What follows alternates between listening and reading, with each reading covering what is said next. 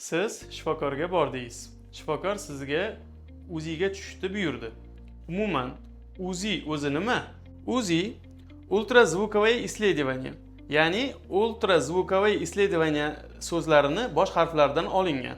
O'zbekchasiga ultra tovush tekshiruvi.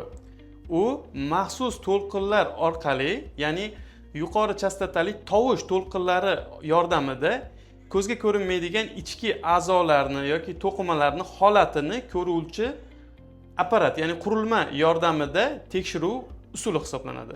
U og'riqsiz, tezkor va eng asosiysi juda aniq ishlaydi. Masalan, siz ertalabda turdingizda, vannaga kirdingiz, ko'zingizni oynada ko'rdingiz, qarasangiz qovoqlaringiz shishgan. Buni ko'z bilan ko'rganligingiz uchun qovoqlaringiz shishganligini bilasiz. Lekin ertalab turganingizda jigaringizda shishganlik bor bo'lsa-chi, buni qanday aniqlaysiz? Yoki ertalab tursangiz, badaningizda qayergadir toshma toshgan yoki yara paydo bo'lgan. Buni ko'zingiz bilan ko'rdingiz, buni bilyapsiz, lekin jigaringizda yoki bo'lmasam talog'ingizda, ichki a'zolaringizda qaysi biridadir qandaydir kista yoki bo'lmasam qandaydir o'simta paydo bo'lgan bo'lsa-chi, buni qanday aniqlaysiz? Buni aniqlashning yo'li ko'zga ko'rinmaydigan ichki a'zolarni yoki to'qimalarni holatini biluvchi shu apparat, UZI apparati yordamida ko'rish hisoblanadi.